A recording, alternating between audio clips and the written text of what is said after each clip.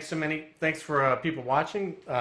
Today's Zoom chat is with John Rommel, who was my teacher at Indiana University, starting way back in 1993.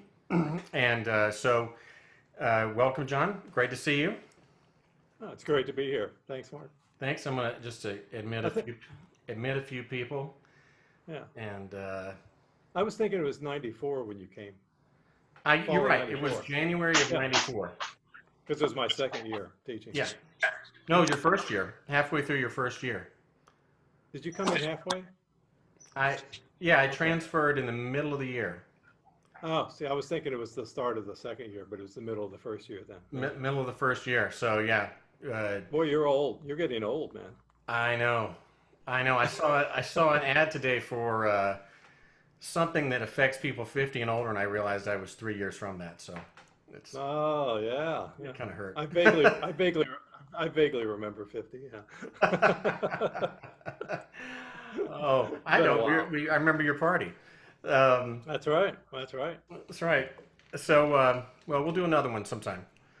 Yeah. A couple years. If I make it to Uh, 70, maybe. yeah, you'll It'll make be it. it'll be a retirement party as well. Oh, we'll have fun with that, but no time soon, I hope. Yeah. So some of these questions will be, of course, for some people that don't know you quite as well, so I thought the first thing I would ask, and like I said, you and I have talked about some of these things before, but I want you to talk about your growing up because both your parents are musicians and kind of how you started and all Right. that part of your life. Sure. Sure. I always joke, and I've told people in master classes that as far as I remember, there's two things that Doc Severinsen and I have in common. One is we both play the trumpet, and I think we both started playing trumpet when we were 7. If I remember something in his bio that he started when he was 7 years old, and that's when I started playing the trumpet. So I was it was after my first grade year, going into second grade. And my father was really an excellent trumpet player, young trumpet player. When he was in high school, it was during World War II, and a lot of the older trumpet players in town, he grew up in the Cincinnati area, were of course going to war. So there were a lot of big bands that played live on radio at Saturday shows and everything else. And they came to his high school band director and said, "Do you have any really good high school trumpet players that could just fit in the section where you need have enough people to fill out a big band?" And he said, "I really don't." But he said, "I've got this eighth grader that's fantastic." Right. And so my dad started, they brought him in and he could play the parts and everything. And he was like maybe, what, 14, 15 years old, maybe. So he started playing in the section. And then he told me, he said, "Yeah, I did that for a while." And then the older guys were joking around town, thought, "Let's give him a lead chart just to see how he does on it." And he just nailed it, put it down. He could do all the stuff. It was, he's a great player. And so he was playing, all the solos. In fact, I was just going through down in this downtime because there are no gigs that we have, Right. many of us have, going through old stuff, getting rid of a lot of things from my parents and everything else. And I ran across some old pictures of my dad playing the trumpet when he was about 18 at that point, standing up in front of a big band playing solos. So my dad, got out of music by the time he was 20. Outside, he taught some privately at our home, and he went into business because his thought at that point was, "I don't think there's a way I can really support my family the way I'd like in music." And so he kind of made that decision, which I think he always regretted. And I can honestly say, I remember how he played and some of the stuff he did. And I'm going, I think he would have been just fine. He would Right. have done really well as a professional musician. Uh, but I grew up listening to him play. And then the recordings that he would listen to back in the old LP days, when we had record players, he had Doc Severinsen recordings, and he had some Al Hurt recordings, and then some Maurice Andre recordings. So I grew up, he had virtually no orchestral things. He did mostly commercial playing. But anyway, I grew up that my father also studied with Frank Simon, who's a great cornet soloist with the John Philip Sousa band. So he studied with him all the way through high school. Interestingly enough, the same time that Al Hurt was studying with Frank Simon. And I don't think they ever met, but they were there at the same time. And so I grew up hearing my dad play the trumpet, and I kept bugging him to let me play the trumpet. So he finally, I think my mother, as she told me, after my first grade year, she was getting tired of hearing me beg to play the trumpet. So she said, Jack, just give him a mouthpiece and let him have a mouthpiece to mess around with. And so he gave me an old mouthpiece and, said, hey, work on this one. You can start buzzing into some stuff, then we'll maybe get a trumpet. And I don't remember any of this, of course, but I must have just went around all the time buzzing the mouthpiece. And then he's like, okay, well, we'll let you start playing the trumpet. Wow. And at that point, I had no front teeth. I had lost my front teeth. So, I started playing trumpet without any front teeth. I was, 7 years old. My dad was my first teacher and, was really an excellent teacher. And my mom was a amateur clarinetist. She was a really fine clarinetist through high school and college. And she taught a lot of clarinet privately at our house as well. So I grew up with music in the house. My mom also taught recorder lessons at our church when I was growing up. And so since I was a young kid, I think I was about 5 or 6, um, I learned to play recorder first.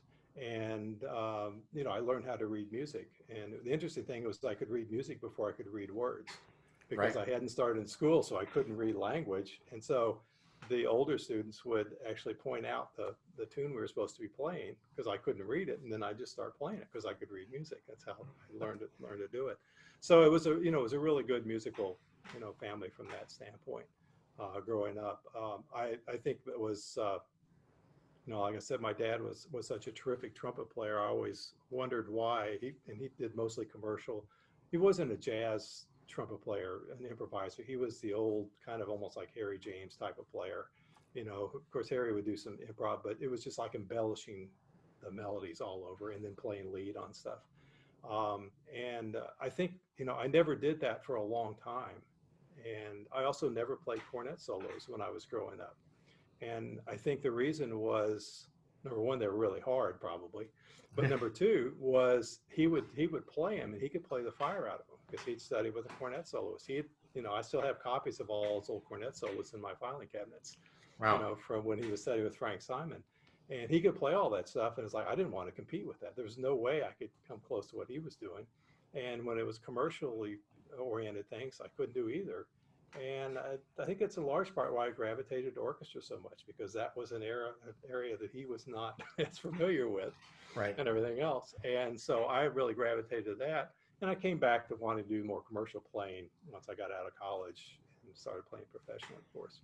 But so that's how I kind of got started, very young age. When I was in 6th grade, my father thought that we were getting to the point where he was very concerned at that point of being a father teaching your son play trumpet. The father-son dynamic as well as teacher-student dynamic. And so he contacted, there was a lady who was an orchestra director in town that was really well known. And she knew the principal trumpet player in the Louisville Orchestra at the time was Leon Rapier. And so she got in touch with him. And he didn't really take that many students, certainly not that young.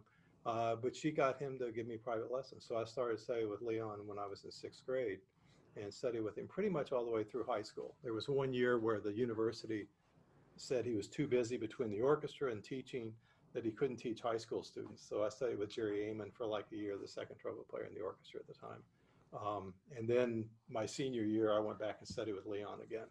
Wow. And then, of course, went to school at the University of Louisville. So Leon was a really one of my first strong influences as well.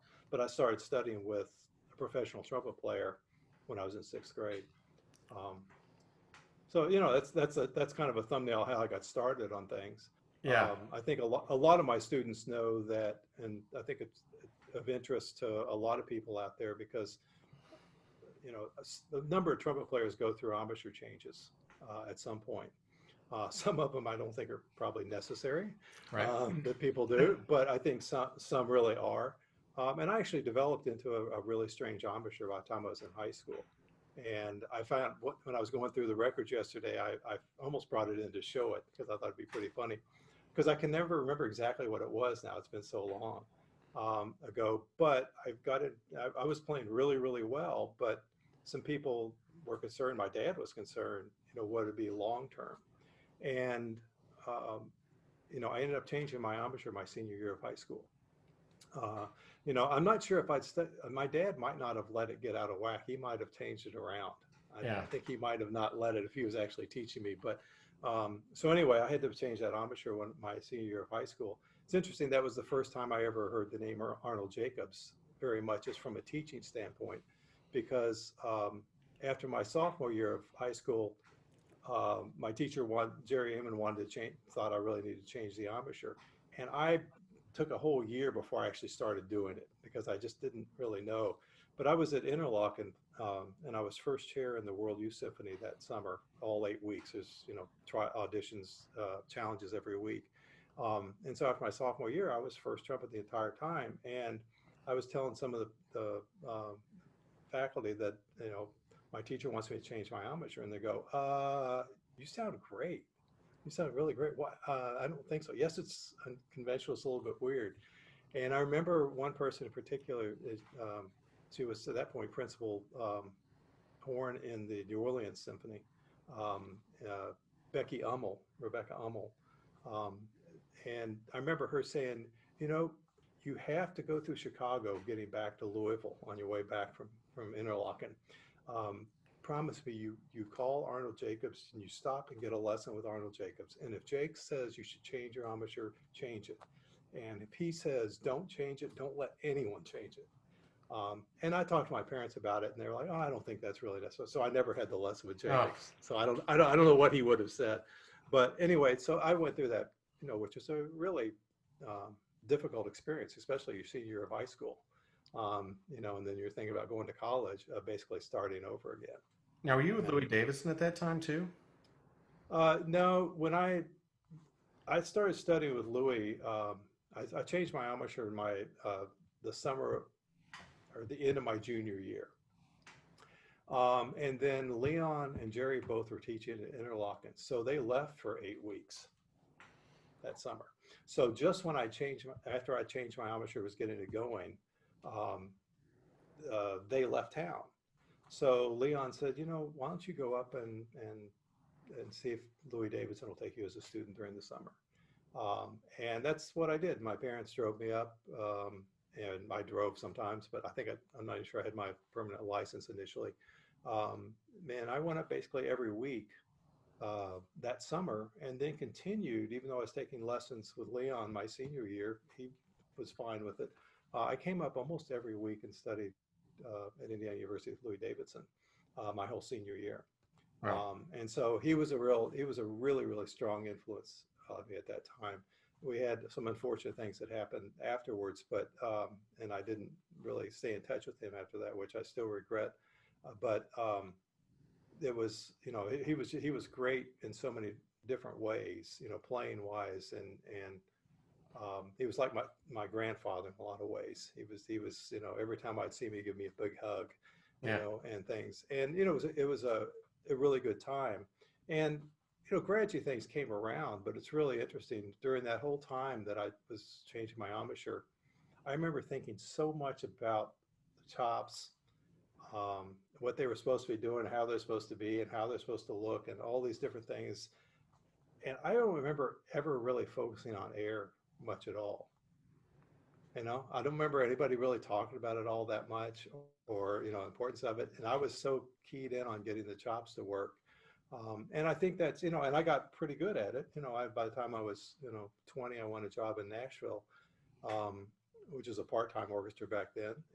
But it was, a few years after that I got really frustrated. I go, yeah, something's still not right. And that's when I first met Vince Chickowitz, and then started studying with Bill Adam after that. And then I was like, why wasn't I thinking this way all along? And it's because most of the teachers at that point didn't really talk about airflow and how important it is, what it's supposed to be doing when you're playing a brass instrument. There were a lot of, Arnold Jacobs really changed the way people think about air and how a brass instrument works. And I was kind of growing up in high school, kind of the early middle part of that, where he didn't have the worldwide influence that he had later on. And so people didn't really talk about it all that much, you know, and a lot of times they talked about it, you know, supporting from the diaphragm, and people even talking pushing from the diaphragm, all these type of things, you know, and so that was about all I knew about air. I mean, I knew you had to use air to play the instrument, but I had no idea how it was supposed to work. And Right. I would say, you know, even though I was playing pretty well, I was frustrated with stuff. It wasn't until I was in my mid 20s that I think I, for the first time, had an inkling of how air was supposed to be used to play a brass instrument and how important it was. And it's like, wow, where have I, you know, where have I been all these years?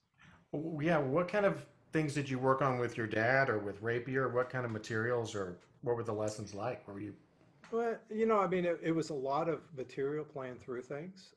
You know, with my dad, I have to honestly say I don't remember lessons all that great because it's, you know, been a long time. Yeah. I know we played a lot together. He had me working out of a lot of the old Rubank books, elementary methods and intermediate, going through that.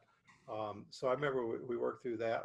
What I remember most studying with my dad, and probably because this continued a little bit later, because he still continued to play the trumpet on the side, was that we played duets all the time, which was both, you know, fun and depressing, right? Because, you know, I have to admit I did learn to read pretty well because my dad basically would not stop. You know, if I got off and everything else, it was up to me to get back on. You know, and he was nice enough about it, but he wasn't like, you know, he wasn't like had his arm around me. Okay, it'll be okay now. Think of this. It was just like, just do it and learn how to read. And you know, and he could play the fire out of stuff and sight read great. You know, so that's what I remember the most working with him.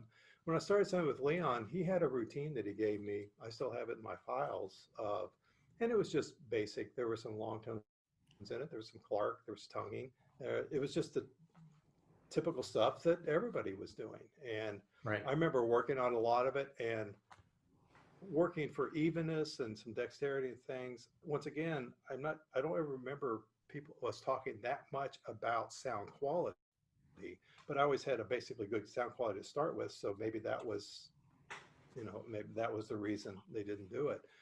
Leon was also, he was a big Sam Krause disciple. Sam was, you know, principal in the Philadelphia Orchestra before Gil Johnson. And he, Krause got into all kind of syllable work.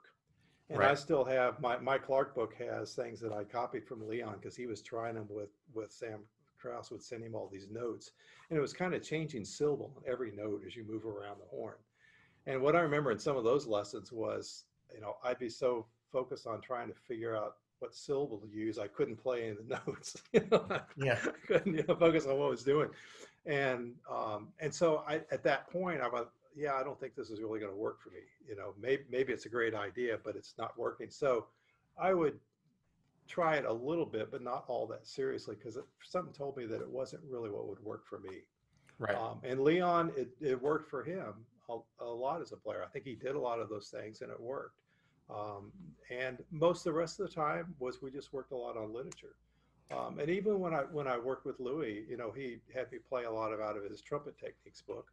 Right. And when I was studying with him, I remember when the Trumpet Profiles book came out because that came out while I was studying with him. Um, and but you know, he had me working on those exercises. And of course, Louis had incredible facility moving around the trumpet. So we were working, I think, more on facility moving around the trumpet. Um, and then we worked a lot on orchestral works and a little bit on solos.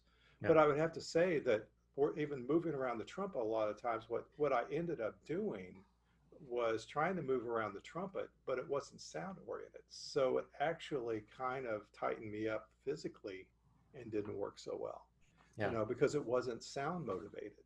And, you know, it wasn't, if you heard Louis play, you, I mean, I heard Louis play all the things in his trumpet techniques book, and it was just ridiculous, you know, and he was, you know, he talked about, he did this when he played, it just moved, his trumpet moved up and down, or his head moved up and down, right, as he was playing, going up and down.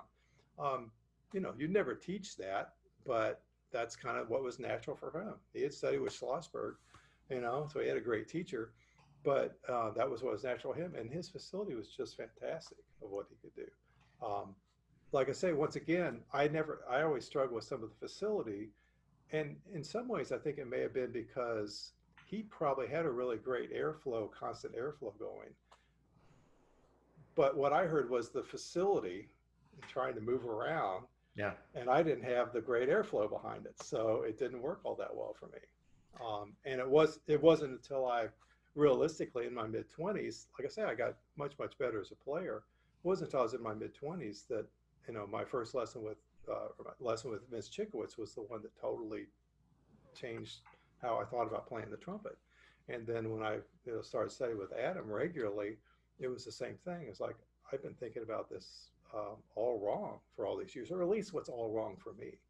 So I always tell students, it's not like what I teach and everything else is the only way you can play the trumpet. I'm going, there are people that think differently. There are people that are much more mechanically focused on what they're doing, what the chops are doing. All these things are happening. What I can say is that never worked for me. I was about ready to give up playing the trumpet. That's how frustrated I was. It never worked for me. So I had to find a different way. And when I did start, you know, met Chickowitz and worked with him and then worked with Bill Adam, I went, hold it, this makes so much more sense. This is a much more natural, easy approach to playing the instrument, which is what I think I did early on when I was playing. Because I was a really good young trumpet player. I think I started out kind of naturally. I don't remember focusing on anything in particular. And I wonder in some ways if what got me into a little bit of the embouchure problem was maybe trying to play too hard of stuff too soon. And maybe I didn't have the fundamentals to really try to do what I was trying to do playing the trumpet. And so I kind of muscled some things out, and then that started changing how the face was working and everything else. But by the time I, changed my embouchure, my mouthpiece was down really low and my bottom lip was rolled out. So it was kind of a straight, so you would look at a student and go, oh, wow, that's pretty strange. And I knew that it was, if I played for a long period of time, things would get kind of really sore and stuff. So I knew that I think deep down I knew that it wasn't going to work long term. The interesting thing, I think it would have been interesting at that time if I had been studying with Chickowitz or Bill Adam, if I would have actually changed the embouchure or they just would have changed it by the way they had me focused on playing the instrument. Because I remember talking with Chickowitz one time, asking him when I was watching him teach in between lessons, I said something about changing embouchures, and he just kind of smiled. He said, well, I remember doing that a few times early on. He said, it never really worked out all that well. So he said, I kind of figured maybe there's a better way to kind of get things working. And so, he gave up on the idea of just totally wholesale changing how somebody set the mouthpiece up. And he tried to remove all the barriers that they had in their playing, which was mostly proper airflow and sound, the sound you're playing with. And when you started changing that, then the muscles and everything else started adjusting because the excess tension that you had because of how you're using your air and everything else went away. So the face kind of became more normal. And Adam was a master of that too. He would get people changing their embouchure around. My embouchure changed when I studied with him, and he never mentioned a word about embouchure. I talked about it a lot, but he never would say a word about it. Well, what was that? What was the lesson with Chickowitz where you said it changed your idea of how to use the air? Can you describe that lesson a little bit? Well, I have to admit, I don't, at the lesson I had, I don't remember that much about what he said about air, other than just it should be kind of loose and free. What I remember vividly from the lesson was I walked in to show him an aspect of my playing that I struggled with to get his advice and help. And I remember I chose the opening of Tchaikovsky Fourth Symphony, right? So I played through the opening, the fanfare thing. I played through it and I made it through it, but I'm working hard and I'm a little bit tired at the end and everything else. And Chickowitz was just so great in lessons because nothing was ever a big deal. I was like, oh, that's fine. Yeah, John, that sounds really, really good. He said, I'll tell you what. He said, why don't we work on the second trumpet part? And I remember in my mind going, I can play the second trumpet part without any problem. I don't have to do that. But of course, so of course I did it. And he would say, okay, it sounds really good. He said, now loosen it up. Just loosen it. Let it be freer. Let it be freer. Just play really easily. Nice, full, easy sound. And we worked, I don't know, maybe 10 minutes or so. I don't remember exactly, about 10 minutes on the second trumpet part. And it's like my sound just went like this, opened up, everything got easier, it was more fluid. He goes, wow, that sounds great, John. He said, now go back and play the first part exactly the same way. And I just took an easy breath and played through the whole passage, nailed it, just as strong as I've ever played it, and felt like I hadn't done anything at the end. And I remember getting to the end of it and just being shocked. And then when I watched Shikwitz, I saw him do this in lessons any number of times with students later on when I was observing his teaching. Um, I was like shocked when I put the horn down. I looked over and he was just kind of giggling. He was just kind of laughing a little bit because, he realized that he had just got me playing the horn differently. And he goes, you played the same way up. You don't do anything differently. Now, was it exactly the same? Well, of course not. But was it very different? No. Right? Right. It almost felt like it was played exactly the same way. And there were some, slight differences, of course, but I wasn't thinking about anything. I wasn't thinking about what I should be doing chop wise to make it through that and play with the sound I wanted. I just literally like, oh, I played the second part. No, I'm going to play the first part the same way, and it came out. And I remember that vividly. And then we went on in the lesson. He used to use some of the Padeg preparatory melodies, and I remember playing a few of those with him. Hmm. Because he and Bill Adam were very similar that way. It's like, let's use some of the easier exercise etudes to play to really get it nice and free and singing. So there's, a great sense of freedom when you're playing, play with a great sound, and it was literally the thought that if you can't do it on these easy things, how do you expect to do it on difficult things? Right. And so that's when, and of course, Bill Adam used the Getchell study so much. And, Chickwitz, I think, also used the Clodomir Petit exercises, which are great. One of the things I've done this weird summer where I think I've played one gig since March, the end of March, right? Because everything's obviously shut down. So I took a bunch of my books home, and I started playing through a lot of those easy little etudes again. And I tell my students to do it all the time, and I know they don't.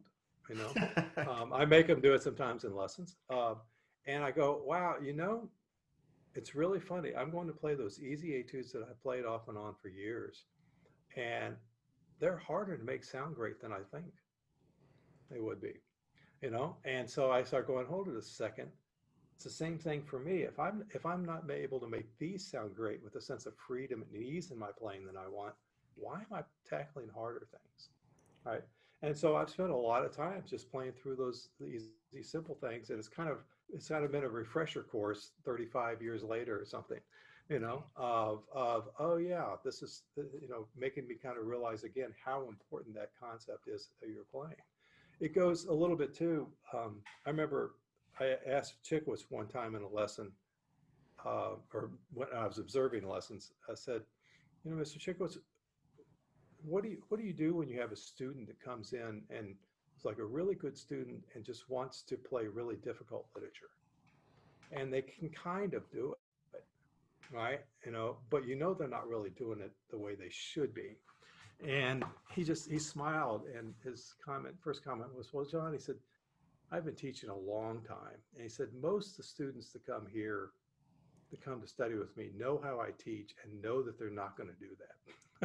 So he said, I don't have to deal with that as much as a lot of people do. Because he said he didn't work on the tremendously difficult literature with people. Um, and he said, it was the whole point of, play the simple things great and then move forward and play moderate things so they really sound great, really beautiful. It doesn't make sense to try to play really difficult stuff and somehow make it sound great when you can't play easy stuff and make it sound great. I think that's how people get in a lot of playing problems, because they try to play literature that's too difficult for them. I think he told me a story. He said, I've been teaching for so many years. I have so many former students out there teaching. And he said, quite often they'll send me programs of what their students are playing on their recitals, just to let them, know what they're doing. He said, frankly, I look at those programs and go, I don't see how they could possibly be playing these pieces well. said their teachers couldn't have when they were in school. Right. You know, and I mean, you know, the general level of playing probably has progressed over time, as all things do. But you know, I think he's still saying there's no way that you could actually, when you're at this age, unless you're just an incredible player, that you could actually play these the way you should be playing the trumpet correctly. You know, and I have to admit that's always still one of the challenges for me. You know, and I've had any number of times where I've had really talented students over the years that I've looked back and gone, I shouldn't have let them play that piece. I shouldn't have let them work on that piece. You know, and you know, and it's one of those things you want to challenge a student and you want to see if they can bring the skills that they have on easier things up to a more difficult piece. But you always have to, you know, I need to be better sometimes at stepping back and say, okay, let's put this on the back burner for a while. Let's do this instead. And because I think what we end up doing, you know, progress has to be a gradual thing. And if all of a sudden you try to go from here to here, there's a big void between those two. You know, so if you try to make that leap, you may very well fall in the void.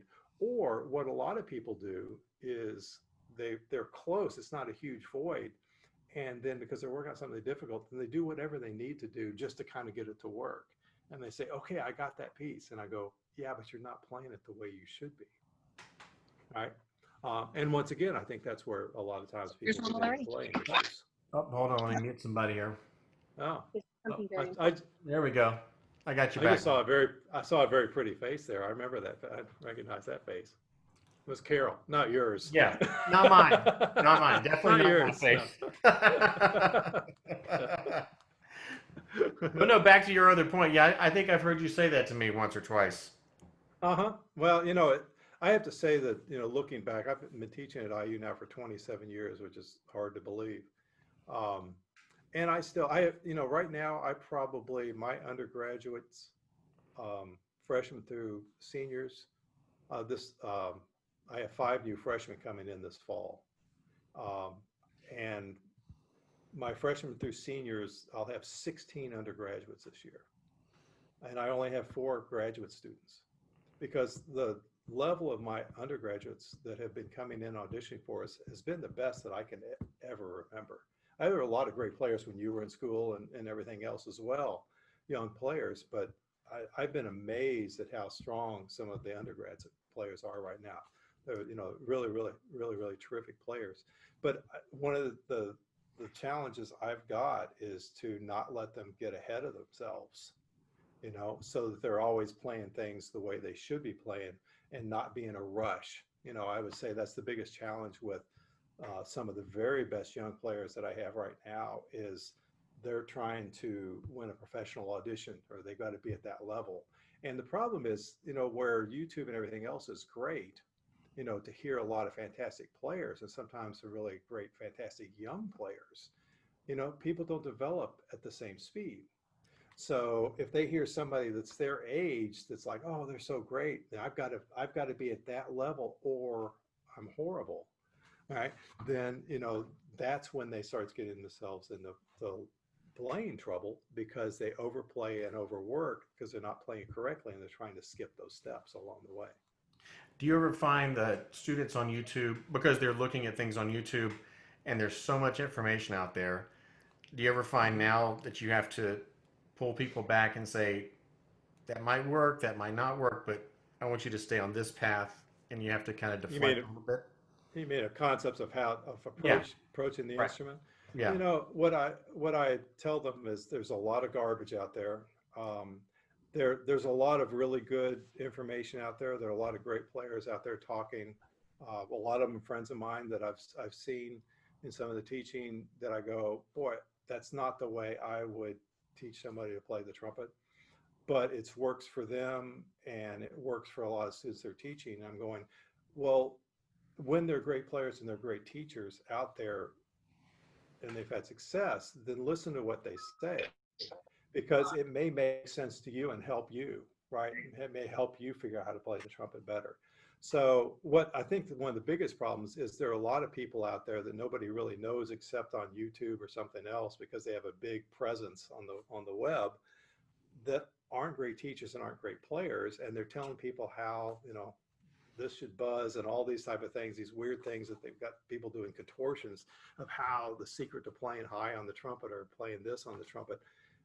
That's, I always tell people, don't listen to any of that.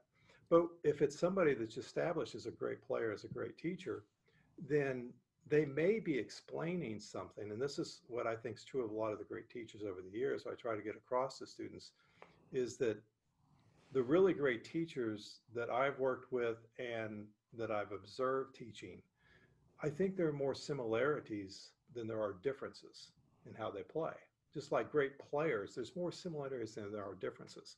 And so I think a lot of times what we need to focus on are the similarities, not the differences. But the way someone describes or explains something may make sense. I've had a number of students that have gone and studied with somebody else, because I always tell my students, go get lessons with other people.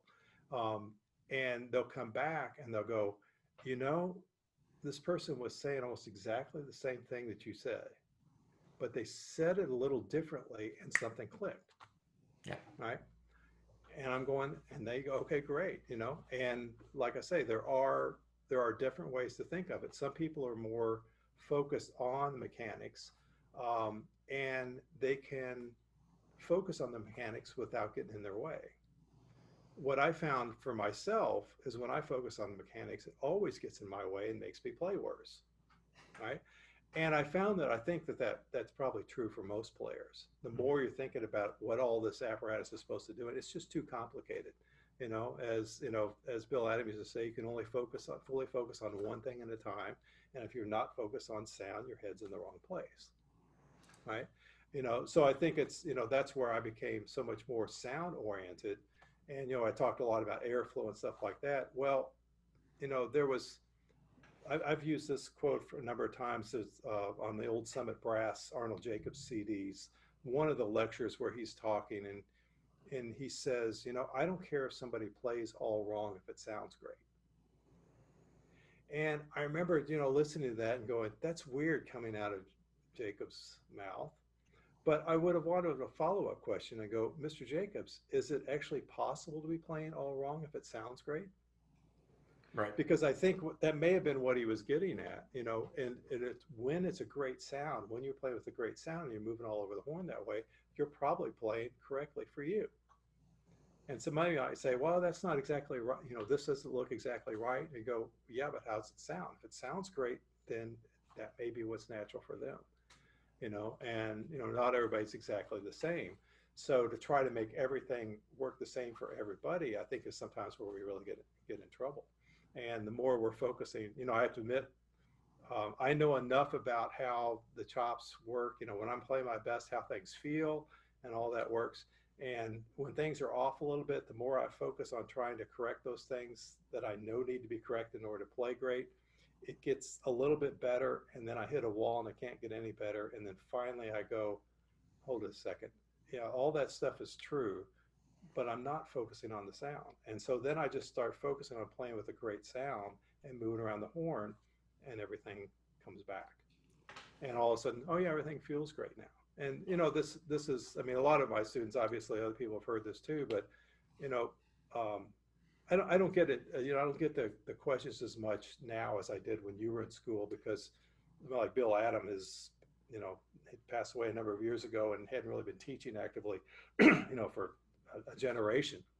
Yeah. So most of the students only know Bill Adam from what they've heard from me or from other Adam students.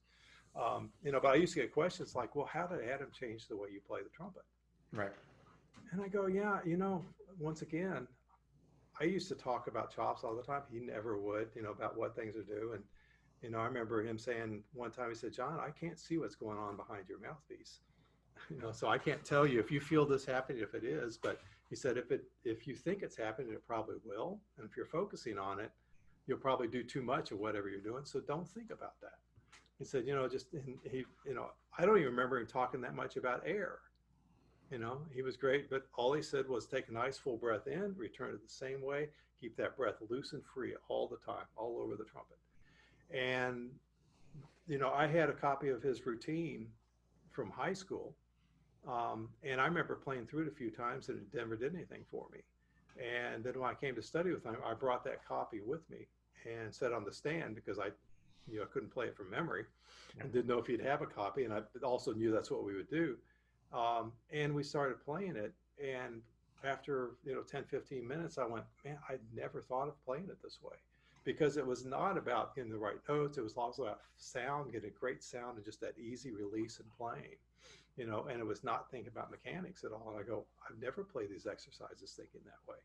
So then as I've studied with him longer, what I remember most from lessons, and once again, I never worked a ton on literature with Adam. I don't think he did with a lot of students, but we'd be playing, routine and some, music as well.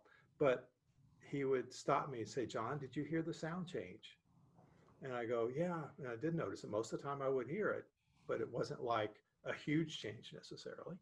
And he said, okay, well, go back and keep that sound exactly the same as you're moving around. And so I'd go back and I'd focus more on the sound and everything would just kind of work out really, really well. Yeah. Right. And so it was basically all sound oriented. It was very little mechanics in it at all. And yet I know he had a really great understanding of the mechanics of how the brass instrument works and how the body worked, but it was one of those things that, it's not necessary in learning to play the trumpet to know all those things, right? What's necessary is to have a great concept of sound, right? And focus on that in order to develop the skills. And that's, once again, all the people that know me, I tell this to all the students. My first lesson with Bill Adam, within 5 minutes, I walked in and said, Mr. Adam, I know exactly how I want to sound. I need to play the trumpet better so I can actually play that way. And he looked at me, he said, John, you've got it backwards. He said, if you know exactly how you want it to sound, that's what you should be focusing on. And then your body will develop the skills to support that sound as you start moving around the instrument. Right. And I have to admit, no one had ever said that to me before. And it was like, what? Because I was trying to figure out the mechanics to play the trumpet so I could play great. And he's like, no, you got it wrong. If you know what playing great is, what you want, that's what you focus on, and everything else will come around. Now, that doesn't mean we don't sometimes have to remember the simple concepts of what the body needs to do, especially with airflow, to help support that sound. But, I also have told students when I first started studying with Bill Adam, his concept was, playing the trumpet is 90% sound, 9% air, and 1% everything else. And I was over at his house, I don't know, a few years before he passed away, talking to him. He said, well, John, he said, playing the trumpet is 99% sound, 0.9% air, and 0.1% everything else. I go, wow, he just upped the ante. It's like, and I'm going, in a perfect world, that's where we would be. And realistically, I think where most students are is they shouldn't be thinking about what's happening in their face. It'll go where it needs to go to support the sounds you want to play with. If they're thinking about anything, they should be thinking about keeping the air loose and free as they move around so they don't start pushing and forcing the air or letting it up.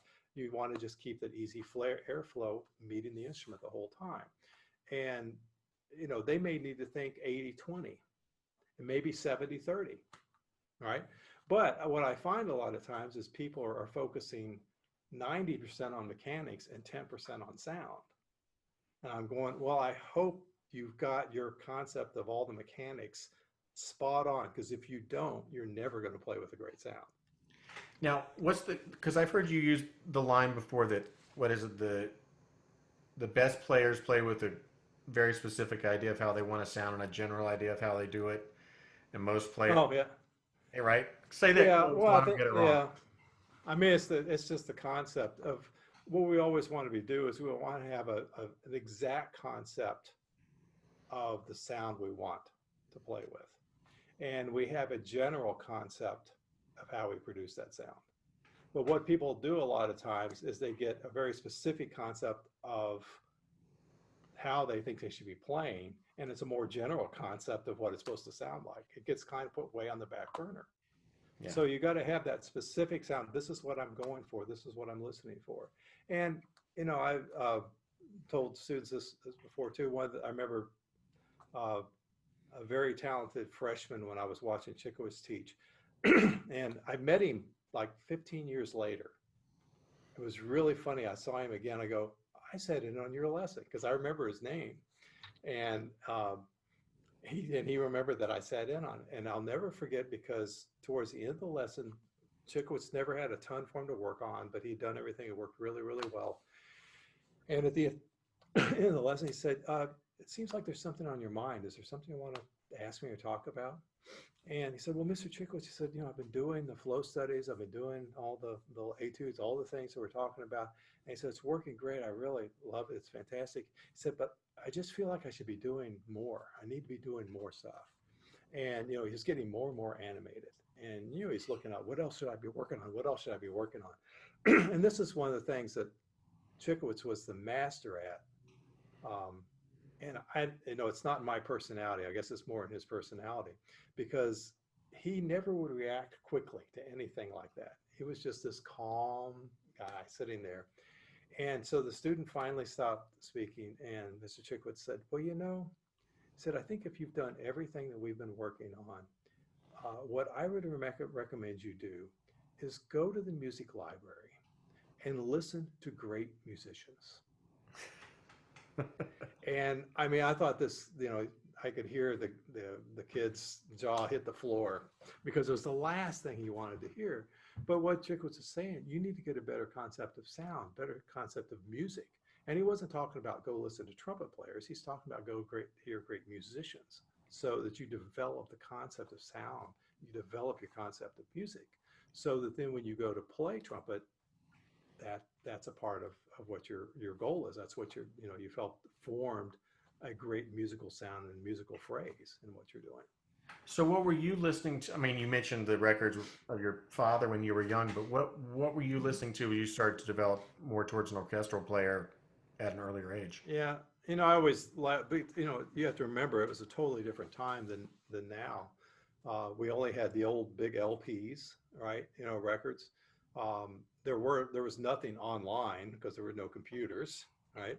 You had to go to a record store. And I grew up in Louisville, and there were a handful of record stores, and they had like a big pop rock section, a pretty small jazz section, and generally a really small classical section. Right? If you lived in Chicago and was it Rose's Music, I think it was. Yeah, Rose Records, they were huge, right? Rose Records, yeah.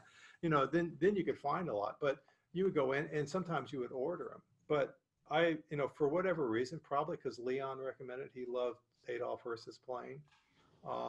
He's like, go listen to Bud Herseth. And as soon as I heard him, it was like, that's spectacular.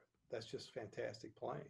So when I was growing up in high school, and I don't recommend this to students, by the way, and there's no reason to do it anymore now, but the only time I really listened to orchestras other than Chicago Symphony all the way through high school and college was if I couldn't find a recording by Chicago of the piece I wanted to play. So, I had other recordings, but it was just because Chicago hadn't recorded it or I couldn't get my hands on it. So that was a huge concept for me, was listening to Adolph Herseth's sound. The problem is you don't really know how he sounds from recordings. You have to be in the room with him to know what he sounds in the room. But, so I grew up listening to that sound, and that's what I was listening for. The other sounds, I mean, for me, there were three people I listened to when I was growing up. It was Maurice Andre, Doc Severinsen, and Bud Herseth. And they actually are all similar players in a lot of ways. They're just the way they play the trumpet. They're just different genres. They go into different areas of playing. So, the thing, and I've told people too, that when I was talking about, you don't know how somebody sounds from recordings. I had one lesson with Adolph Herseth when I was 21 years old. And I remember the lesson vividly, for a number of different things. I've told students, you're 21 years old, you get a lesson with Adolph Herseth. So that was like 1979, so that was like the Glory Schulte years, all that stuff. So what do I do to go into play for Bud Herseth? I go to play Mahler 5 for him. I'm going, okay, big surprise. I'm sure he's like, oh God, another student coming to play Mahler 5 for him. But, that was a signature Herseth thing. And so I played through it and, played it pretty well, I think. And, he was very nice. And then he said, well, let me play it for you. And I remember being stunned because it was in the old orchestra hall. It was down in the instrument storage room, dirty, musty, jammed with everything there, and not the nice facilities they have now. And uh, he's sitting maybe 8 feet away from me. I'm like sitting here, and he's kind of like catty cornered. His bell's pointing that direction a little bit, so he's not directly at me. And he took a breath and started playing. And there were a couple things that I remember vividly. Three things actually. He started playing, and I had never heard such a wall of sound on every note. Every note was just solid, start to finish, all the way through. He gets up high. It's intense, huge sound, but it's just a solid core and wall of sound, every single note. I had never heard anybody play like that up close. And it kind of blew me away. The other thing was he got to the ending, and he turned around and started talking just in a normal speaking voice. You know, I was used to making, I get to the end of Mahler 5, get to the end and kind of let out that extra tension and stuff like that. There was no excess tension. He's like blowing the walls down, this incredible sound, gets to the end, puts his horn down, and just starts talking in normal voice. And I was like, how do you do that? I didn't understand it at all. It didn't make sense. The other thing that maybe it was my imagination, but I don't think it was when he turned around and started talking to me, there was like a glistening in his eyes. And it was like, not like tears, but you could sense that really meant something to him, you know? So those three things I didn't understand until I was about 6, 7 years later, after I had met Chickwitz and Bill Adam, Yeah. that I realized that, wow, you play with a great sound, start to finish on every note, no let up in that sound. That's exactly what you're going for. I was like, oh, okay. It wasn't that I didn't want to do that. I didn't know how to do it. Right. The other thing, oh, you play this long blow thing, and it's not like run a mile or, run a marathon. It's not like you're out of breath. It's no big deal. You just put it down. You shouldn't be working that hard. And the Right. third was music should mean something to you. Yeah. I mean, how many times did Adolf Hirsch perform Mahler 5, number one? How many times did he play it in a lesson for stupid students like me that walk in to play Mahler 5, like I'm going to impress Bud Herseth with my Mahler 5, you know? And, how many did? And it's like, it meant something to him, Right. right? And, I think that was really powerful for me because, when I heard that sound up front, it was like that, that told me so much about his playing because it didn't sound the same as what I was used to hearing on the recordings. Right? There were some similarities on it, but I was used to hearing, and even when the old orchestra hall days, go hearing him live, the sound sometimes would blossom. It was just like this, and I'm going, well, a lot of that was the hall, and it's where they recorded too. I Right. was at the old Medina Temple, right? And so he would hit that great chorus sound, and then the hall it would just do this, right? Yeah. And it was just spectacular, spectacular sound.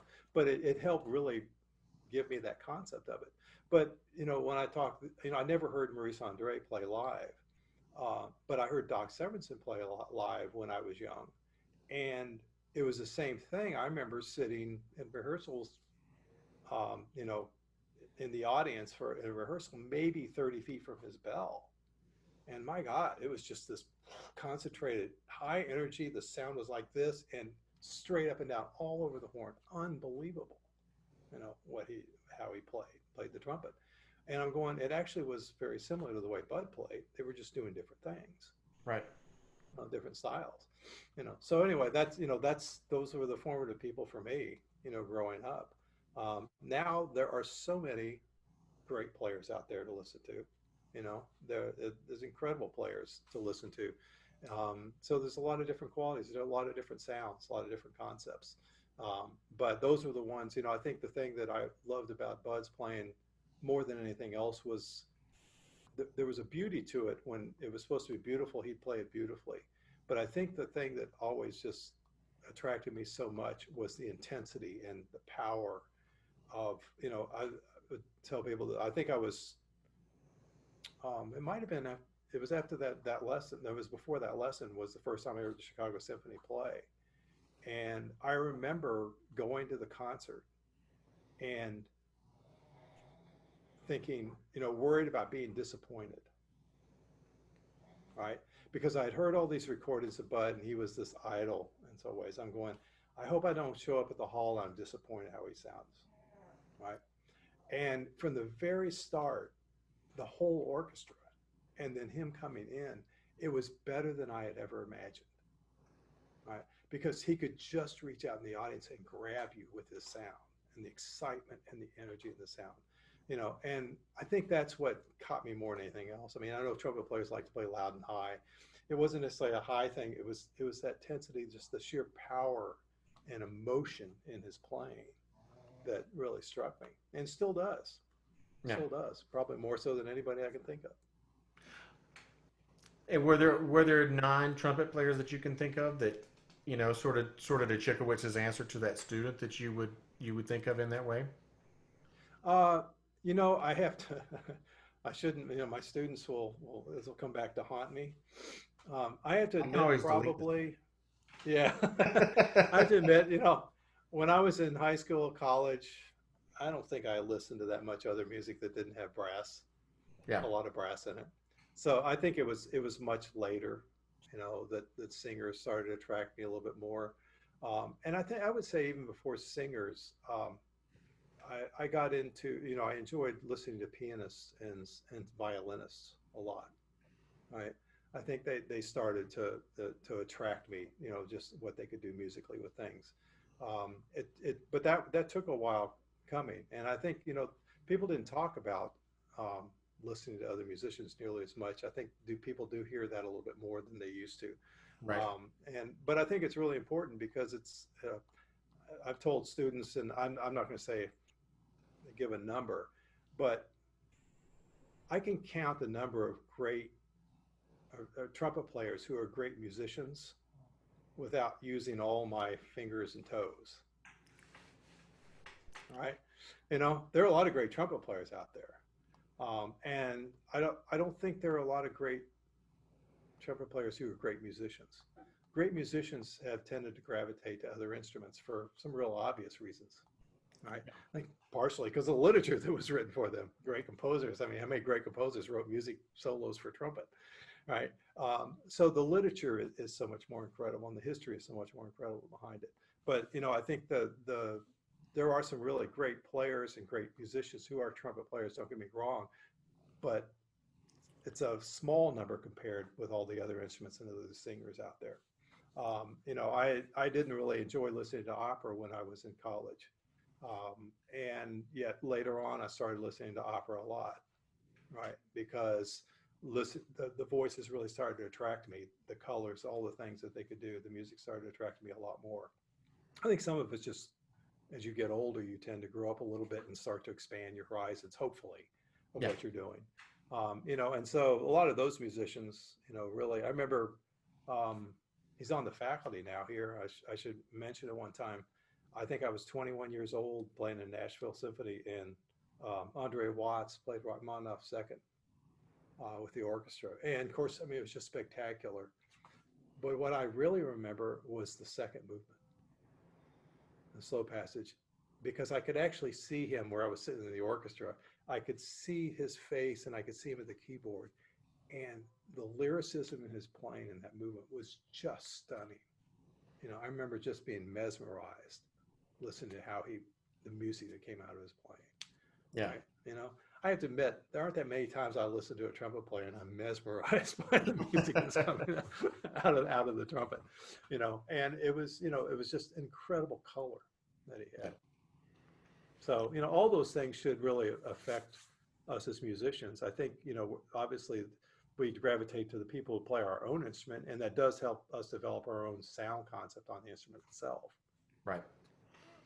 I remember. I don't know if I told you this. I remember being in school and David Robbie is now a conductor, and I went to a coffee concert of Chicago, Hmm. and they played uh, Firebird, Unanswered Question, and Brahms One, right?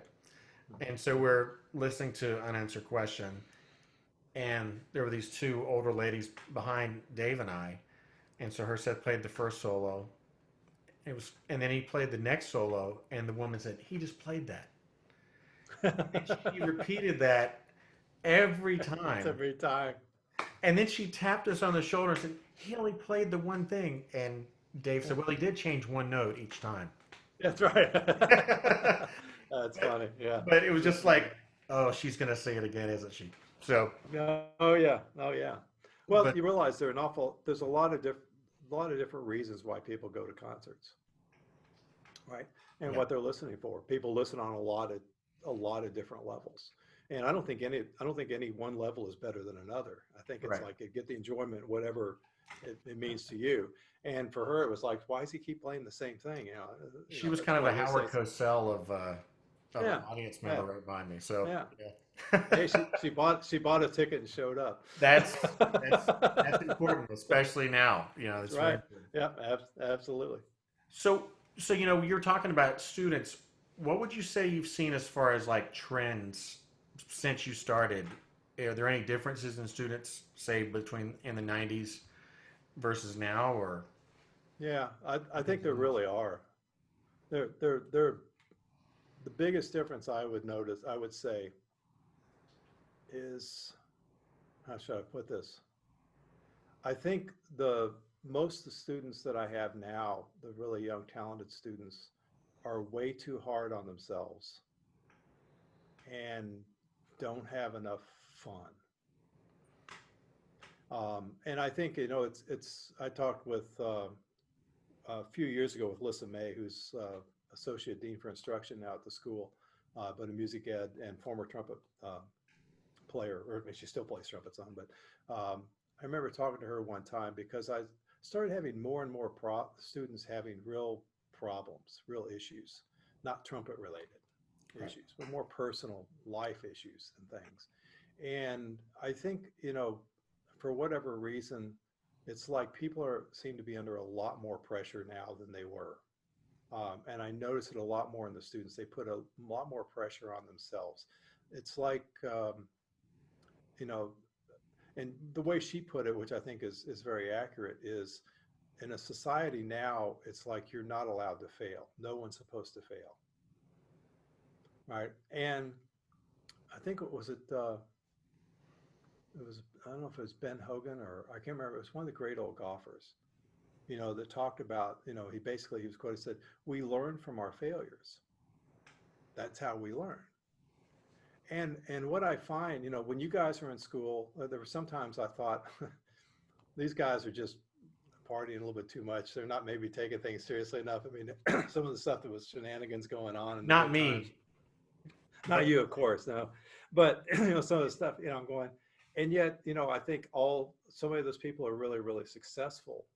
And I'm going, I don't think that it wasn't, people weren't taking it seriously, but it was like it wasn't all consuming and they weren't so worried about screwing up and making mistakes and failing. And, it's interesting. One of the things I noticed, the last 6 weeks of the spring semester where we were doing everything online, it was, nobody really wants to be doing that. And we were talking earlier, it's like you can't hear what they're doing. That's why I had students record stuff instead of being the night before so I could listen to them and then actually give them good advice. And uh, it was not a good situation for most people. There were some people I could actually hear what they were doing pretty well when they were playing. But um, the thing that I noticed was probably, I would say at least 30-40% of the studio, I think they made more progress in the last 6 weeks online than they would have if they were live in the studio, live in school. And I actually mentioned to a few of them, and they kind of agreed, right? And when I talked to them about it, the thing that um, they would say was, well, number one, when I'm practicing, I'm not worried about how I sound I'm practicing at home, my parents, I'm not worried what the person next door is thinking about how I play, or I hear other trumpet players playing, or they sound better than I do. That whole dynamic was gone. And so all in the lessons I was talking about, play this way, focus on the sound, focus on, things we're trying to do. And because they didn't have all that extra clutter going on, they were actually doing it. The other thing that I think made a big difference was they had no ensembles. And, everybody wants to play in ensembles at school because I want to play the big orchestra, I want to do all that. And what I find more often than not, even though I tell the students not to do it, I go, you go into rehearsals, you go into concerts, and you focus on playing the way you should be playing with the sound you want and the way you're playing. Don't, if you screw up, don't worry about it. You're in school, right? Most of the students are spending a lot of money to go to school here. I'm going, so, get your money's worth, all right? You focus on playing the right way with the right approach. Don't worry about screwing up, even if the conductor gets on you or anything else, right? Because what I notice people doing is if they start playing that way and they miss it's not quite right, then they go, oh, I can't mix. I got to get this going. I got to get this out. Got to get this right. And so they get tighter and tighter trying to get all the right notes to not let people down and to get the product out there. And they end up messing up their trumpet playing. The number of students I've had come in after rehearsals who really are struggling playing the trumpet, and it's because they do at all costs, whatever the cost is, just to try to sound good and make it work. And that was gone because they had no ensembles to play in. So all of a sudden we're playing excerpts, we're playing etudes, solos, and they're playing all over, some of the best playing I've heard them do. I go, okay, now the important thing is when you come back to school and you have all those other things, you have to bring the same approach.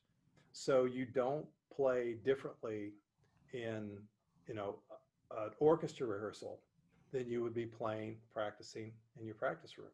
You play the same way all the time. And don't do something, what I would say, don't play stupid just to Yes. try to get the product out. The price is too high, and that's where people really mess up their chops when they start overplaying, forcing, trying to make things work, or I've got to just play this really loud. I have students that, maybe they can play a really good fortissimo, right?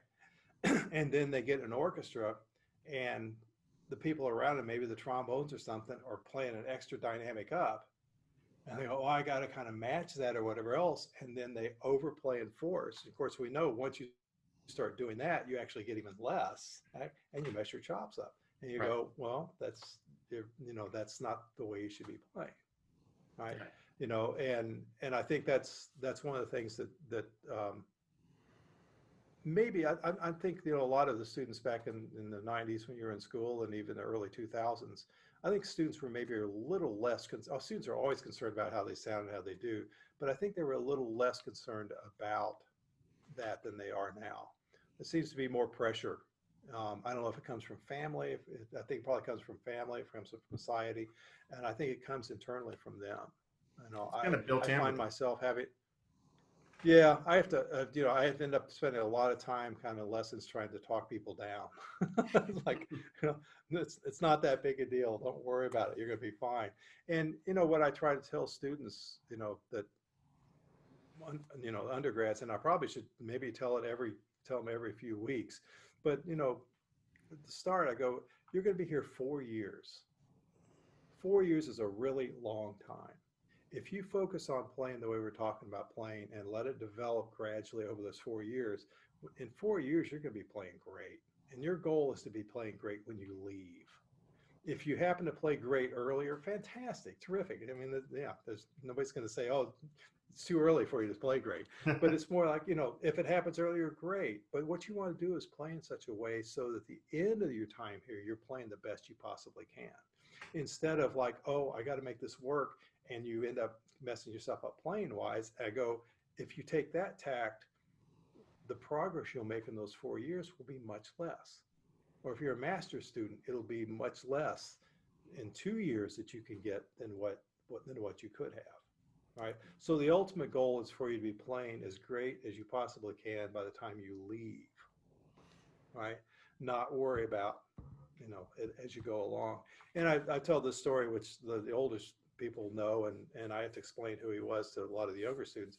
But the Walter Payton story, of his last game that he played for Chicago Bears, where before the the game they were interviewing him, and I remember he had a white headband on, and they were interviewing him, and they were reading all the records that he had made in the NFL during his career. And he played for the Bears when they basically weren't very good, Right. except like right at the end, right? And he had all these records. They said, "Did you ever think you would have been compared with Jim Brown, the great Cleveland running back, before, and all this?" And he looked at him with this kind of crazy look, like, "What are you talking about?" And so they put the microphone up to him. He said, "No," he said, "I never thought about any of that stuff." He said, "All I ever did was, my entire career and my entire life was work as hard as I could at my craft, what I'm doing, and see where it would take me." And he said, "If I had worked this hard and I hadn't, I'd been cut from my college team, or if I'd been cut from the NFL team, he said, I would have been fine because I gave it everything I had. I worked to the best of my abilities." He said, "That's all I ever did." He said, "This is just where I ended up." And I thought, what a great way of putting it. Once again, he wasn't so worried, "Oh, I got to do this just to be able to make the team and be able to do this." It was like, "No, I'm just going to work my hardest all the time, the way I know I should be doing it, and then see where I end up." And ended up being one of the all-time greats, right? And I think that's something that's lost. Frankly, I think it's probably lost on a lot of really young students. I think it's lost on a lot of us older guys too, Yeah. right? Because I still kind of feel that same way, that I can keep improving on the trumpet, but if I try to not lose ground because I've gotten older or my practice time isn't much, then I always get myself in more trouble. If I just keep playing the way I know I should be and keep working on the things that I know I need to work on, I can keep getting better and better. At some point there'll be an end to that, no doubt, as we get older. And some people may say, "Oh, you've already passed it." No, I don't think that's true. but well, actually, I always tell. I'll have to mention Joey Tartell at least in at one time in this, because people that know Joey, I remember talking to him one time, talk about players that play longer than they should play, and stuff. And I go, "Yeah, I really don't want to be one of those players. I don't want to be one of those players that plays longer than they should be playing." And he says, "Don't worry, I'll tell you when it's time." And I'm going, "Okay." So I got a safety valve there, And he will. and that, yeah, and he will. So, but anyway, I think that's one of the big differences. It's not like, I think this uh, some of the students, I think, now probably are in some ways a little, the younger really top students are maybe a little bit further along than they were 20 years ago. But I think it's a double-edged sword. I think it's also because of all this they're out there that they're exposed to. There's so much more music out there. There's so much more available um, information and everything else out there than there was even 20, 30 years ago when you guys were in school. Hmm. And so I think that has helped them sometimes come in a little bit higher level. But it is a double-edged sword, because I think it also then tries to get them, they're too serious and too concerned about, not failing and not ever sounding bad, right? Right. And I think that's so. I always want people to work really hard and stay focused on the goal of what they're doing, which is making music and continuing improving on the instrument. But they need to lighten up and have more fun with it as well. If when I was about ready to quit playing the trumpet, I remember saying something to my dad because I was so frustrated. And I was about 25, 26, I think. I go, I just got to figure out, I'm not having fun playing the trumpet. And he basically said, "Well, it's not like it's always supposed to be fun, because I mean, it is a job. You're playing all the time, you know." And I remember saying, "It's like, if it's not always going to be fun, I don't want to do it. I don't want to play it." And that was kind of the whole idea. Is like, why did I get into music? It wasn't because I'm going to make a ton of money. I've ended up doing really well, don't get me wrong, but it's like, if I want to make a ton of money, I would have gone into something else. I went into it because I loved music and I really wanted to play, and it was fun. I love playing. I mean, I have to admit, I mean, I love practicing. I just love playing the trumpet, Yeah. right? It's supposed to be fun. If it's not enjoyable, then that's you should go do something else. No. Well, and you do such a great job of managing. You teach so many students when things are normal, and then you're still playing a lot extra with a lot of orchestras around. How do you kind of balance that, the practice schedule? Because I know when you're younger, you're playing more, and there's like a level of confidence because you're getting your time in, and then now you don't get as much of that personal time in, probably as you did when you were younger. I think it was, there were times in your life when our kids were younger, it was a little more challenging too, because when you have, you're taking your care of your kids as well as doing your job, which is teaching, and then also playing a lot. I mean, it's like I had a friend of mine years ago that was incredibly busy doing things. He was a lawyer and a amateur trumpet player, and he was involved in so many different things. I asked him, "How do you do that? How do you do all these things, Jim?" And he said, I've always figured if it's really important to me, I'll figure out how to make time for it. And I think that's kind of what you end up doing. I think for a number of years when the kids were younger than when my mom was really ill, um, I didn't practice a ton. I played with students and I practiced some, but I just didn't have enough. There weren't enough hours in the day, right, to literally do it. Um, the funny thing is, I probably in the past 5 years, 4 or 5 years, I'm practicing more than I have in a long time. And it's probably because I got a little bit more time to do it. The kids are older. Um, you know, I'm still teaching a lot of students and I'm doing a lot of playing. But I also realize that I can only really play my best, especially as I get older, if I'm still practicing a lot. And so I'm practicing more than I did, 10 years ago for sure, doing it. How do you balance it? It's sometimes tough. I mean, there were any number of times where, I'd teach all day and have rehearsal at night, someplace else that I'm driving to play. But there were also a lot of times where I teach all day and then go home and be kind of exhausted. And I go, I got to go down and practice tonight. And so I go down after, I'm very fortunate that in my house I can practice literally around the clock. And I go down and practice after everybody's in bed, right? I had Mike Tunnell, just trumpet teacher at University of Louisville for many years, was a really close friend. And when I remember visiting him when his kids were really young. He was at the University of Illinois at the time, and he and his wife Mimi they were playing piano and practicing trumpet, and the kids had just gone to bed. And he said, we realized early on, as soon as they come home from the hospital, start playing trumpet, and so they don't know any different.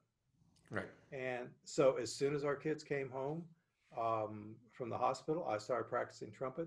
They always slept through it. My wife never bothered her and stuff. And you can hear it all over our house. I mean, I'm not always a soft trumpet player. And, and they'd never bother them. They would always sleep through it, no problem. Yeah. There was one point when my son was, I don't know, maybe 9 or 10, that and his bedroom was downstairs where I practice. Would come in and said, "Are you going to practice tonight?" I go, "Well, yeah, I probably will." And I was thinking it was like bothering him. He said, "Oh, good." I think it's because when he go to bed, it was like it was comforting. It felt good. He That was was in the room by nice. himself, but yeah, but he could hear me practicing. So I think it's the balancing. I remember talking with Bill Adam, and this is one thing that I think you have to do, which is really tough. After I'd been teaching about a year or two, I went over to Mr. Adams' house, and we were just talking and didn't really have a lesson, but we just talked a bunch. And I said, Mr. Adams, I'm having a little bit of trouble teaching all day and then going to perform at nights. And I still want to do a lot of performing, but I'm just tired. And after teaching all day and playing a lot with students. And I remember, with Adam, you always expected like, well, you just get your right in the right place. You can do anything all day long, 24 hours a day. It's not like you could do anything, Right. like Superman. And he said, boy, that's a tough one. He said, I really didn't perform at all most of the years I was teaching. But when I first started teaching, he said, I'd go out and perform to do stuff because I was trying to get students to the school and stuff. And he said, those are two different things. You have to separate them. And he said, when I went out and then was doing some performing, he said, I didn't teach. And I went, really interesting. Wow. And I went, I can't really do that because I'm performing while I'm teaching so much, continuing to do it. But I think what I ended up having to do was when I finished teaching, I had to make sure, when I'm playing with students, I'm still paying attention that I'm playing the trumpet the way I should be playing it and what my goal is. Because otherwise, I don't think I can really demonstrate what I want for the students.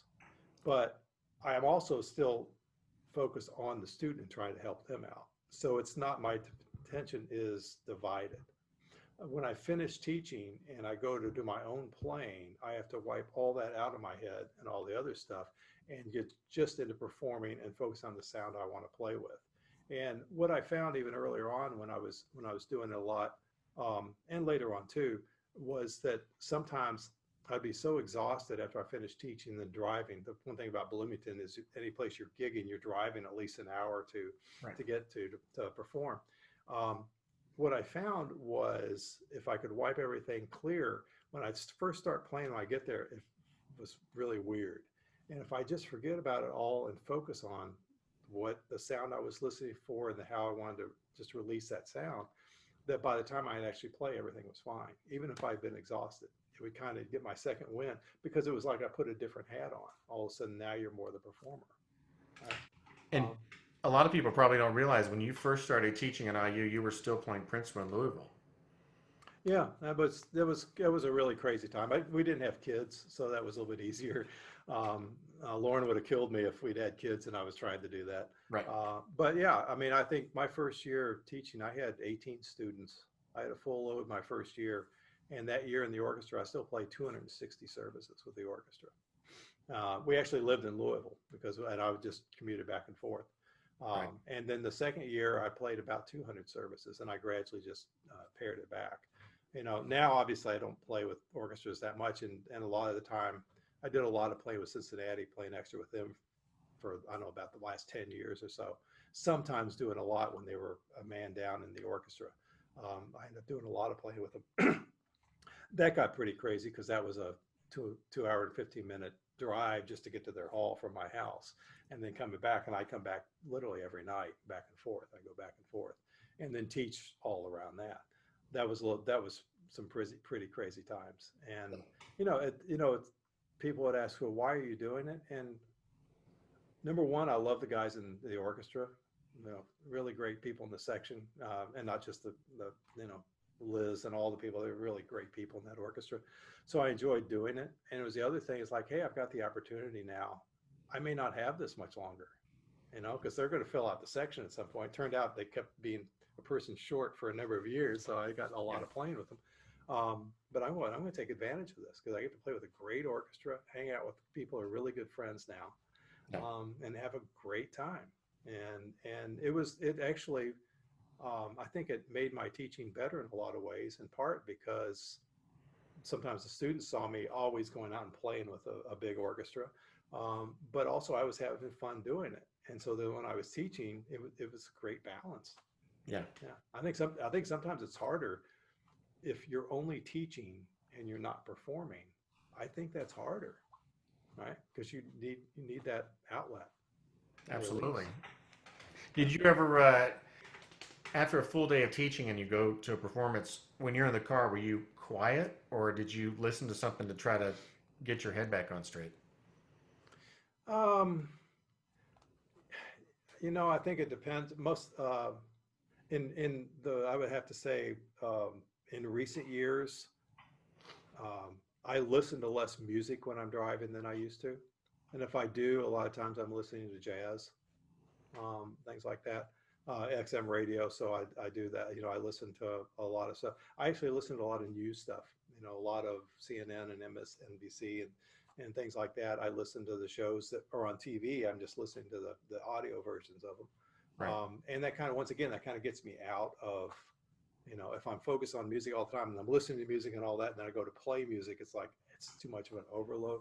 I Right. never, I never knew when I lived in Nashville in my early 20s. Um, I remember I was listening. I had a great stereo in my car all the time, and anytime I was driving any place, I was listening to great stuff. And there was an older guy, it was a Dixieland jazz trumpet player, really fine player, And I was talking to him. I says, "Oh man, I don't listen to music. I'm playing all the time. I don't listen to music anymore." I was like, "Man, how do you? I don't understand. That makes no sense. That makes no sense." And then I realized about 20 years later, I go, I'm listening to less than I used to listen. And in part because I was playing a lot, I was teaching a lot, I had family and everything else. I didn't have time to listen that much to things. And a lot of times I wanted to do something that was different. I didn't want to be doing the same thing and focusing on that. There would be times that, I'd be driving and I go, I want to listen to this piece and imagine my part while I'm driving, because usually when that happens, when I didn't feel as comfortable with the piece as I would like, right? Hmm. Because Hmm. I hadn't spent as much time really getting to know the piece as I would have liked. And so I would listen to it to kind of help supplement that. Right, right, right, right. Yeah.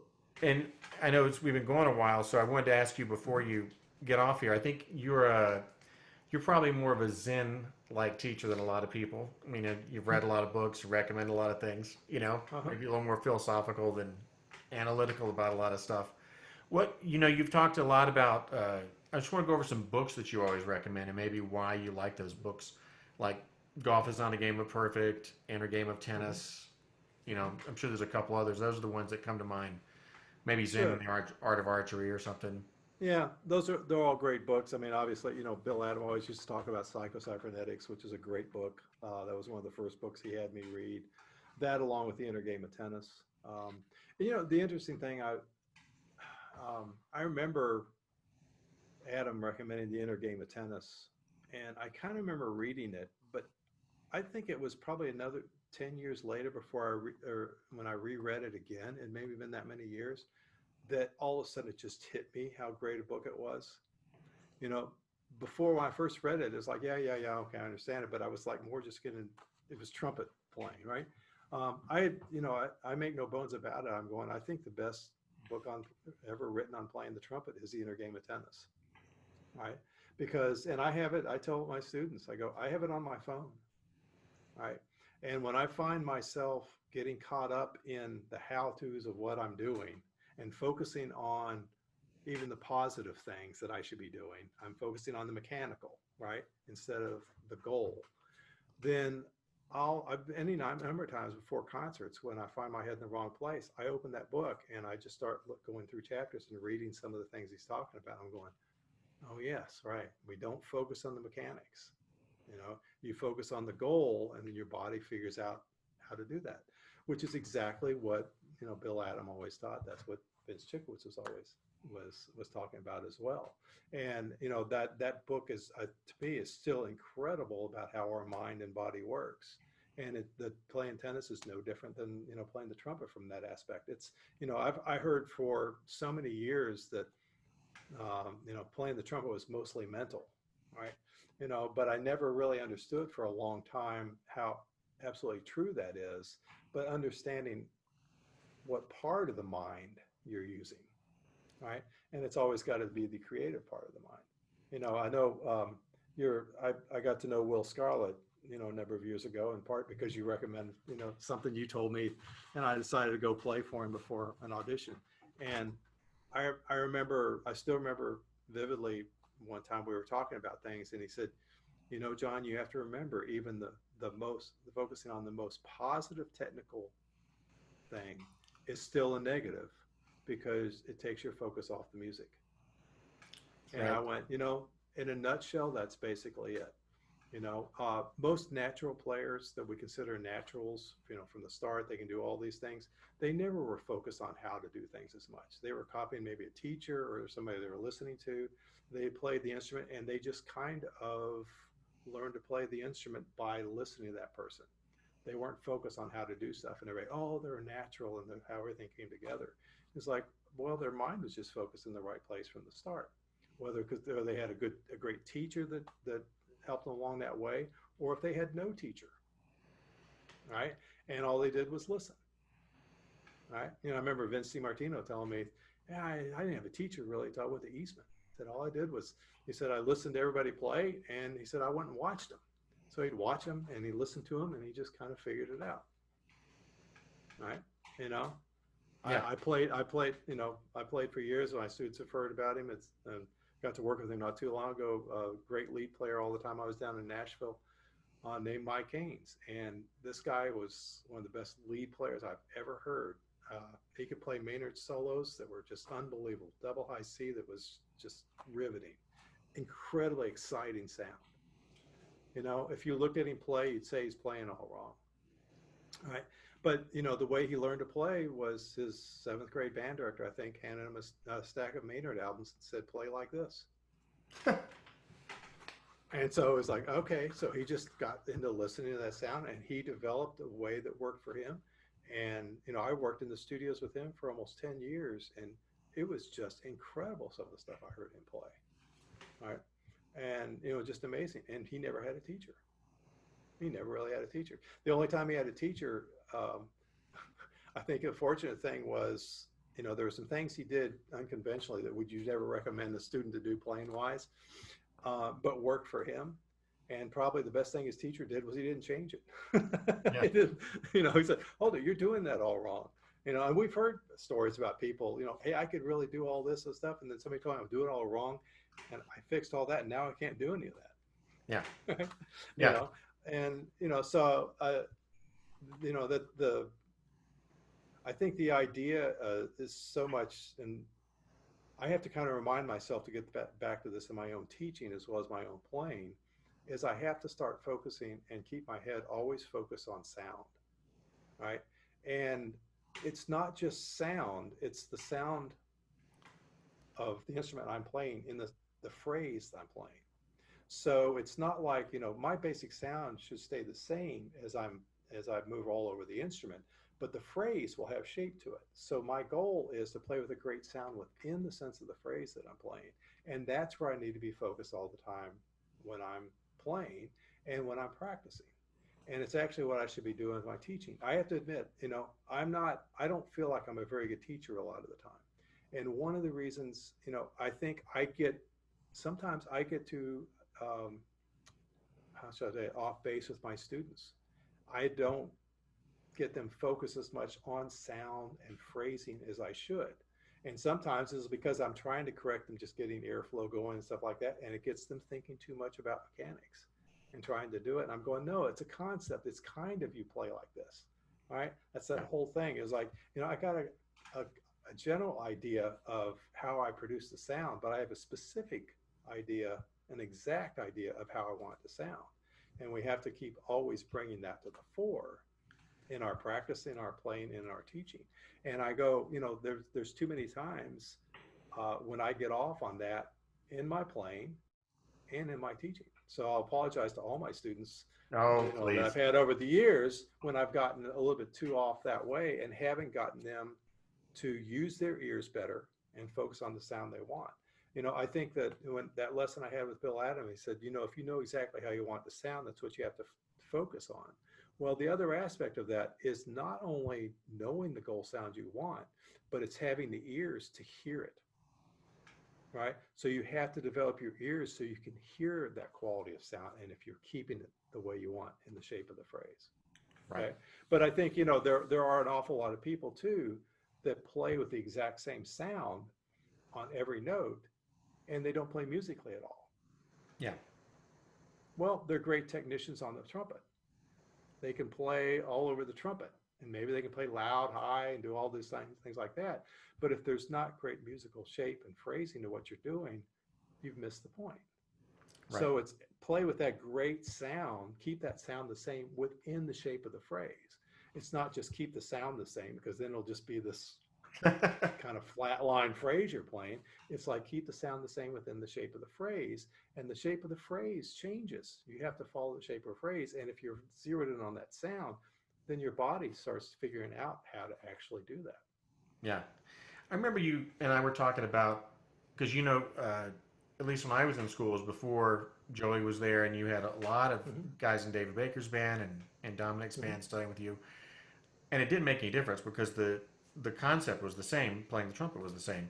But I remember you Right. mentioning something like that you thought jazz players sometimes had an advantage because there was so much orally that they were thinking about versus what as an orchestral Yeah. player we were thinking about, you know, with that. Well, I think there's a couple things. I think um, jazz players, if they're good young jazz players, number one, most of them have much better ears than classical trumpet players, right? Because they use their ears a lot more. They have to hear the harmonic changes. They hear much more colors, right? I remember a good friend of mine was a New York player for many, many years. I lost touch with him, but I remember him talking about in theory. He was a few years older than I, but he was talking about in theory. He said, I never missed a harmonic dictation. Well, he grew up with Jamie Aebersold in his neighborhood, right? He and Pat Harbison, and he said I never miss harmonic dictation because every chord, every inversion has a different color to the sound. Everyone sounds different. So he said, as long as I know what tonic is, I said, I never miss, what it was. And he said, because they all had a different color. A lot of jazz players develop that kind of concept to their ears. And I think that can be an advantage, whereas classical players, one of the problems with classical music is we're so caught up what's on the page that we're trying to play the notes on the page. Number one, you see the ups and downs all over, and you see the fast notes and everything else. And that really jades your focus on how, when you're playing. If you were just playing from memory, you wouldn't even know you were playing some of the really hard things, right? So I mean, we get caught so much in the visual side. Jazz players tend to be more focused on the aural side, right? I think our job is, as musicians playing the music that we see that's in front of us on the page, is we have to be playing the music that we hear, not the music that we see. And that's the aspect. If you're singing what's on the page and you're singing the music that you want, that's what you should be doing. But what I find so many people doing, myself included, is reading the notes on the page and then hoping they sound great instead of singing the notes on the page with the great sound. And that develops your ears and your concept of sound. Yeah, yeah, So, for sure. and that's your ears are your best tool in becoming a better trumpet player, not your mind. All right, get your mind out of it. That's the whole thing. Keep your conscious mind out of it. But what you want to do is you want to develop your ears and use your ears. They'll never fail you if you're listening. Every time I've been trying to fix something in my trumpet playing, it's not quite right. When I start listening more closely and I don't hear the sound I want to play with, and I start focusing on that sound, everything starts falling into place. That's it. You always keep it really simple. All right. Hey, Yeah. Well, try. Uh-huh. before you go, let me tell you who's on here. Justin Smith's on Uh-huh. here. Oh, wow. Catherine Cosgrove wants to say hi. Carol says Yeah. hello. Hi, Carol. That's the picture I saw. Of course, it's Carol. Yeah, I assume Thaddeus is around someplace too. I don't know. He's. I don't see him on here, but they could be watching Oh, on Facebook okay. or anything Yeah. like that. So, but Yeah. thank you for doing this. You Oh, know, it's great. It's I great appreciate fun. it. It's great And fun. hopefully I'll get to see you in person as opposed to this Right. this. I hope we all get to see each other in person and get to play again. I'm very worried about orchestras in this country and the arts, because obviously a lot of them are really struggling or have shut down, and it's going to be really tough getting back. It's going to I be know really tough I know getting you have a back. lot of friends in Nashville, and of course Yep. that Right. situation is probably worse than anywhere else. Well, in Indianapolis is pretty bad too. But It's worse. It's worse now. My fear is that there'll be more like it in the near future. It's just they may be more realistic at this point and saying this is what's going to happen. It's pretty depressing because there's a chance they may not come back or be anywhere close to where they were. I would hope that maybe when things get a little bit better, the funds will come in and they come back and get the players back. I think a lot of orchestras are going to be struggling with that. They've just actually been more upfront about it, I think, in some ways. yeah, And the other fear I have is that we hope will change. It's the out of sight, out of mind. People get used not to going to concerts. Then all of a sudden the concerts start up. Will they come back? My hope is everyone will miss it and people will realize how important it is, and the crowds will be and support will be better than ever. But I have a little bit of a fear that out of sight, out of mind, people are like, oh, we don't really need to do that or spend the money on that. And then it hurts the arts even more. So I hope I'm wrong about that. And it's got the musicians of the future. We're going to have it's going to be a real challenge for people to come out of this. And, you know, it always was anyway, but Yeah. to spark the interest and get people really interested in what we're doing and back in the concert halls again. I think there's a little And bit of, hope, you know, well, I hope you're right. I mean, I think there's some fatigue setting in, right? Because, well, you're not on social media, which is probably why you've kept your sanity and your way of being yeah. for so long. By the way, that was Thaddeus that said hello, by the way. Um, Okay, yeah. but you know, like I see when this first happened, you saw a ton of people putting stuff on social media, playing, and Hmm. some orchestras have done some of that. But I do see Right, some lulls, and I think there's some fatigue with it. Or what's the point in right. practicing? And you know, Well, and it's also, you know, while it's good to do that, it's not easy to do that, right, right? It's not, you know, that takes putting stuff together. I mean, some of the things that people have put together.